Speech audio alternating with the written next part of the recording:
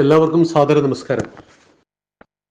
നമ്മുടെ സനാതന ധർമ്മത്തിന് അങ്ങനെ ഒരു പേര് കിട്ടുവാൻ കാരണം തന്നെ ഒരിക്കലും നശിക്കില്ല. സനാതനം എന്ന വാക്കിന്റെ അർത്ഥം ഒരിക്കലും നശിക്കാത്തത് എന്നാണ്. എപ്പോഴെപ്പോഴെല്ലാം ഈ ധർമ്മത്തിന് താഴ്ച സംഭവിക്കുന്നുവോ അപ്പോഴെല്ലാം ഞാൻ അവതരിക്കും എന്നാണ് ഗീതയിൽ ഭഗവാൻ പറയുന്നത്. യഥാ യഥാ ഹി ധർമ്മസ്യ ഗ്ലാനിർഭവതി ഭാരത. നമ്മൾ കേട്ടിട്ടില്ല ശ്ലോകം.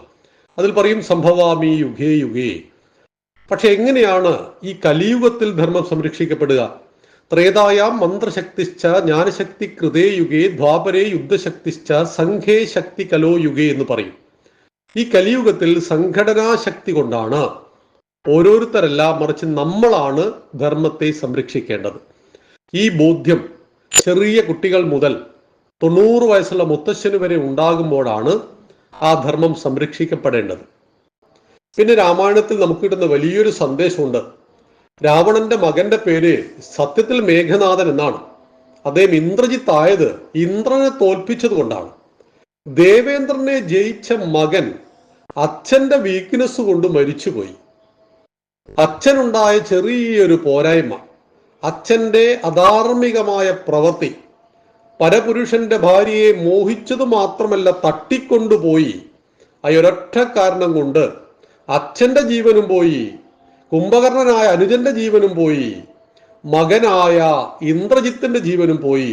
അതിനു മുമ്പ് ദൂതുമായി വന്നപ്പോ അക്ഷയകുമാരനെ ഹനുമാനും കൊന്നു. ഇവിടെ നമുക്ക് വലിയൊരു പാഠം ലഭിക്കുന്നു. ഒരു കുടുംബത്തിലെ ഒരു വ്യക്തി ഏതെങ്കിലും ഒരു ദോഷം ചെയ്താൽ അത് കുടുംബത്തിന്റെ അശാന്തിയായിട്ട് മാറും. ധാരാളം മക്കളുണ്ട്, പെൺകുട്ടികളും ധാരാളം വായിച്ചു അല്ലേ? കൂടുതലും വായിച്ചത് പെൺമക്കളാണ്. നിങ്ങൾ വളരെ സുന്ദരികളാണ്. ഭാവിയിൽ നിങ്ങൾ വളർന്നു വലുതാകുമ്പോൾ നിങ്ങൾക്ക് പിന്നാലെ പല ലക്ഷ്യവുമായിട്ട് പലരും കാണും. അവിടെയെല്ലാം ലക്ഷ്യം നിങ്ങളുടെ ശരീരമായിരിക്കാം. അതിലൊന്നും വീണു പോകാതെ നിങ്ങൾ മുന്നോട്ട് പോകുമ്പോൾ നിങ്ങൾ നിങ്ങളുടെ ജീവിത ലക്ഷ്യത്തെ കൈവരിക്കുവാൻ കഴിയും. കുറച്ച് ജീവിത ലക്ഷ്യത്തിനിടയിൽ വഴിതെറ്റി എവിടെയെങ്കിലും പോവുകയാണ് എങ്കിൽ ജീവിതത്തിൽ എന്നും ഉണ്ടാകുന്ന നിരാശയാണ്. അങ്ങനെ ഒരു തെറ്റുപറ്റിയ ആളുണ്ടായിരുന്നു നമ്മുടെ മഹാഭാരതത്തിൽ. കല്യാണത്തിന് മുമ്പൊന്ന് പ്രസവിച്ചു പോയി. അതിഗുരുതരമായ തെറ്റാണ്. അന്നും ഇന്നും ഒരിക്കലും നമ്മൾ അംഗീകരിച്ചിട്ടില്ല. കുന്തി ദേവി സൂര്യഭഗവാനിൽ നിന്ന് കർണന് ജന്മം കൊടുക്കേണ്ടി വന്നു. ഒരു നാടിന്റെ രാജകുമാരി കല്യാണത്തിന് മുമ്പ് ഒന്ന് പ്രസവിച്ചു എന്നറിഞ്ഞാൽ ആ കൊട്ടാരത്തിന്റെ സ്ഥിതി എന്താകും? രാജാവിന്റെ സ്ഥിതി എന്താകും? പിന്നെ പ്രജകൾ രാജാവ് പറഞ്ഞാൽ അനുസരിക്കുമോ? സ്വന്തം മോളെ നന്നാക്കാൻ കഴിഞ്ഞു എന്നിട്ടല്ലേ നാടിനെ നന്നാക്കുന്നത് എന്ന് ചോദിക്കില്ലേ? ഒരു നിർവാഹവുമില്ലാത്തതുകൊണ്ടാണ് തനിക്ക് പ്രിയപ്പെട്ട കുഞ്ഞിനെ കുന്തി ദേവിക്ക് നദിയിൽ ഒഴുക്കി വിടേണ്ടി വന്നതും അത് അധിരനും രാധയും എടുത്തു എന്ന് ഉറപ്പുവരുത്തുകയും ചെയ്യുന്നുണ്ട്. ചുമ്മാ കളഞ്ഞില്ല, അത് അർഹമായ കരങ്ങളിൽ എത്തി എന്ന് ഉറപ്പുവരുത്തുന്നു. പക്ഷേ ഇതൊരു ഗതികേടാണ്. പ്രണയവിവാഹങ്ങൾ ഉണ്ട്, ലവ് ജിഹാദ് ഉണ്ട്. നമുക്കറിയാം, കോട്ടയം ജില്ലയിൽ അഖില എന്ന് പറയുന്ന നമ്മുടെ ഒരു ഹോമിയോ മെഡിസിന് പഠിച്ചുകൊണ്ടിരിക്കുന്ന കുട്ടി, അതിനിടയിലാണ് മതം മാറി ഹാദിയായത്. ആ അച്ഛൻ അനുഭവിച്ച ദുഃഖം, കോടതിയിൽ 6 മാസക്കാലം കോടതി പറഞ്ഞു അച്ഛന്റെ അമ്മയുടെ കൂടെ പോകൂ. ഇതൊരു ട്രാപ്പിൽ പെട്ടുപോയതാണ് കുട്ടിയെന്ന് മനസ്സിലാക്കിയിട്ടാണ് കോടതി അങ്ങനെ പറഞ്ഞത്. 6 മാസം അവൾ അച്ഛന്റെ അമ്മയുടെ കൂടെ നിന്നു. തിരിച്ച് കോടതിയിലെത്തിയിട്ട് അവൾ പറഞ്ഞു, ഞാനൊരു നരകത്തിലായിരുന്നു കഴിഞ്ഞ 6 മാസം. നരകത്തിൽ 2 കാവൽക്കാരുണ്ടായിരുന്നു, ഒന്ന് എന്നെ പ്രസവിച്ച അമ്മയും ഒന്ന് എനിക്ക് ജന്മം നൽകിയ എൻ്റെ അച്ഛനുമെന്ന്. അപ്പൊ അവിടെയെല്ലാം ആ കുട്ടിക്ക് ഏറ്റവും വലിയ ദോഷം സംഭവിച്ച എന്താണെന്നറിയോ? ഈ അച്ഛൻ വലിയ കമ്മ്യൂണിസ്റ്റുകാരനായിരുന്നു. ആ അച്ഛൻ ഈ മകളോട് പറഞ്ഞു കൊടുത്തു, രാമനും കൃഷ്ണനും ജീവിച്ചിരുന്നില്ല, അമ്പലം ചുമരാണ്, വിഗ്രഹം കല്ലാണ്, നീ അമ്പലത്തിൽ പോകേണ്ടതില്ല, നിന്റെ ദൈവം കരയില്ല ചിരിക്കില്ല എന്നൊക്കെ പറഞ്ഞ് അവളെ വളർത്തിയപ്പോൾ അവൾക്ക് ഹിന്ദുവിനോട് പുച്ഛമായി, അമ്പലങ്ങളോട് പുച്ഛമായി, രാമനോടും കൃഷ്ണനോടും പുച്ഛമായി. അങ്ങനെ വളർന്ന ഒരു മകളെ ഈ അച്ഛനും കിട്ടിയില്ല. അവസാനം അച്ഛനോടും അമ്മയോടും പുച്ഛമായി. എന്നാൽ ഇന്ന് രാമായണം വായിച്ച മക്കളോ? രാമനെ ആരാധിക്കുന്നവർ, രാമനെ ബഹുമാനിക്കുന്നവർ, രാമോ വിഗ്രഹവാൻ ധർമ്മ എന്ന് വിശ്വസിക്കുന്നവർ. ആ കുട്ടികൾ ഒരിക്കലും തെറ്റിന്റെ വഴിയിലേക്ക് പോവില്ല. അവർ ഒരിക്കലും ഒരു അശാന്തി ആ കുടുംബത്തിന് നൽകില്ല. എത്രമാത്രം രാമായണം ആഴത്തിൽ നമ്മുടെ ഉള്ളിലുണ്ടോ അത്രമാത്രം നാം നമ്മുടെ കുടുംബത്തെ സ്നേഹിക്കും, മാതാപിതാക്കളെ സ്നേഹിക്കും. കാരണം രാമൻ പഠിപ്പിച്ച വലിയ പാഠെന്താ? ഒന്നാമ നരകത്തിൽ നിന്നും പിതാവിനെ ത്രാണനം ചെയ്യിക്കുന്നവൻ ആരോ അവൻ പുത്രൻ. പുത്രൻ ഓർ പുത്രി, സ്ത്രീലിംഗം പുല്ലിംഗാണ്. പുത്രൻ ഓർ പുത്രി എന്ന വാക്കിന്റെ അർത്ഥം എന്താ? പും എന്ന് വെച്ചാൽ നരകം. നരകത്തിൽ പതിക്കാതെ മാതാപിതാക്കളെ കാക്കുന്നവരാരോ അവരാണ് പുത്രന്മാരും പുത്രിമാരും. നരകത്തിൽ പതിക്കാതെ നോക്കണം. അപ്പൊ നമ്മുടെ ഒരു ഇഷ്ടം നമ്മുടെ കുടുംബത്തെ നരകത്തിലേക്ക് കൊണ്ടുപോകുമെങ്കിലോ? അന്യമതത്തിൽപ്പെട്ട ഒരാളെ പ്രണയിച്ചു, അവന്റെ കൂടെ ഒളിച്ചോടിപ്പോയാൽ നമ്മുടെ കുടുംബത്തിന്റെ സ്ഥിതി എന്താകും? അച്ഛന്റെ അഭിമാനം എന്താകും? അമ്മയുടെ അഭിമാനം എന്താകും? എല്ലാവരുടെയും അഭിമാനം തകർന്നടിഞ്ഞു പോകും. അവർക്ക് പിന്നീട് പുറത്തിറങ്ങാൻ കഴിയില്ല. അപ്പൊ എൻ്റെ ഒരു ഇഷ്ടം ഞാൻ മാറ്റിവെക്കുന്നു. ആർക്ക് വേണ്ടി? എൻ്റെ കുടുംബത്തിന് വേണ്ടി.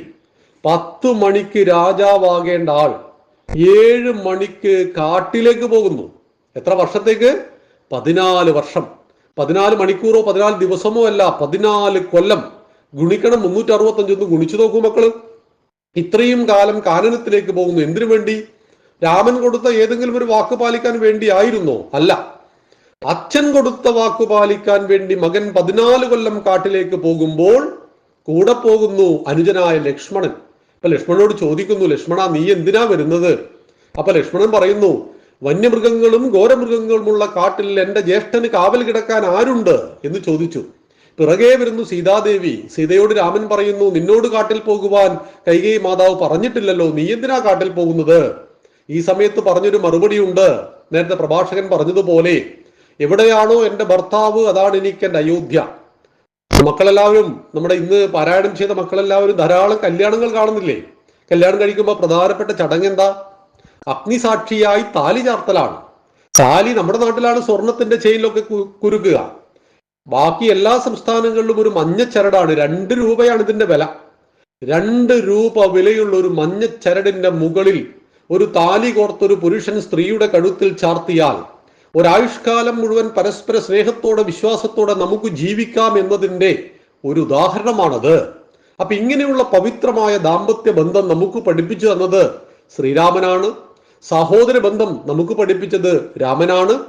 അച്ഛനും മകനും തമ്മിലുള്ള ബന്ധത്തിന്റെ ആഴം നമ്മളെ പഠിപ്പിച്ചത് രാമനാണ്. രാമൻ ഏറ്റവും നല്ലൊരു ഭരണാധികാരിയാണ്. നോക്കൂ, ഗർണടക്കമുള്ള 14,000 രാക്ഷസന്മാരെ രാമൻ കൊന്നത് 72 മിനിറ്റ് കൊണ്ടാണ്. അച്ഛൻ മരിച്ചു എന്ന വാർത്ത അറിഞ്ഞപ്പോൾ ഈ 4 രാജകുമാരന്മാരും പൊട്ടിക്കരയുകയാണ്. കെട്ടിപ്പിടിച്ചിട്ട് പൊട്ടി കരയുകയാണ്. ഇതേ രാമൻ തന്നെയാണ് 72 മിനിറ്റ് കൊണ്ട് 14,000 രാക്ഷസന്മാരെ കൊന്നതും. കരയേണ്ടടുത്ത് കരയാനും ചിരിക്കേണ്ടടുത്ത് ചിരിക്കാനും ശക്തി പ്രയോഗിക്കേണ്ടടുത്ത് ശക്തി പ്രയോഗിക്കുവാനും എല്ലാം രാമായണം നമ്മെ പഠിപ്പിക്കുന്നു. യുദ്ധം ഉണ്ടാക്കുന്ന അനർത്ഥങ്ങളെക്കുറിച്ചും തെറ്റായ കാമത്തെക്കുറിച്ചും ആ കാമം രാവണനുണ്ടാക്കിയ നഷ്ടത്തെക്കുറിച്ചും സ്വന്തം ജീവൻ മാത്രമല്ല സ്വർണ്ണമയൂര ലങ്കയിൽ നിന്നും പുറത്തായി കുബേരന്റെ സാമ്രാജ്യം സ്വർണം കൊണ്ടുണ്ടാക്കിയ ലങ്കയുടെ ആ അധികാരത്തിൽ ഇരുന്നു കൊണ്ട് മണ്ഡോദരി എന്ന് പറയുന്ന സാത്വികയായിട്ടുള്ള ആ ഭാര്യയെ ഉപേക്ഷിച്ച് അല്ലെങ്കിൽ ആ ഭാര്യയെ തിരസ്കരിക്കുന്ന രീതിയിലുള്ള പ്രവർത്തനം നടത്തിയ രാവണന് ജീവനും പോയി, മക്കളും പോയി, അനുജനും പോയി, കൊട്ടാരവും പോയി, സകലതും നഷ്ടപ്പെട്ടു. ഒടുവിൽ ആ കുടുംബത്തിലെ വിഭീഷണൻ എന്ന് പറയുന്ന ധർമ്മിഷ്ഠന്റെ കയ്യിലാണ് രാമൻ ലങ്കയെ ഏൽപ്പിക്കുന്നതെന്ന് പറയുമ്പോൾ രാമായണം 1000 സന്ദേശങ്ങളുടെ കൂമ്പാരമാണ്. എല്ലാ അർത്ഥത്തിലും രാമനും രാമായണവും എല്ലാം അതിശക്തമായി ഹൈന്ദവ ഹൃദയങ്ങളെ ഒരുപാട് സന്തോഷിപ്പിക്കുന്ന, രാമൻ എന്ന് രമിപ്പിക്കുന്നവന്റെ ജീവിതത്തിലൂടെയുള്ള നമ്മുടെ യാത്ര നമുക്ക് വീണ്ടും തുടരാം. അതുകൊണ്ട് പുതിയ തലമുറയിൽപ്പെട്ട നമ്മുടെ മക്കൾ രാമായണ പാരായണവും രാമായണ പ്രഭാഷണവും എല്ലാം ചെയ്ത് അടുത്ത വർഷം 1200 കർക്കിടക മാസത്തിൽ പ്രിയപ്പെട്ട മക്കളായിരിക്കണം പ്രഭാഷകന്മാർ. പാരായണം, അവതരണം എല്ലാം നിങ്ങൾക്ക് വിട്ടു തന്നിരിക്കുന്നു. കേരളത്തിലെ 14 ജില്ലയും നിങ്ങളാണ് ഈ കാര്യങ്ങളെല്ലാം ചെയ്യേണ്ടത്.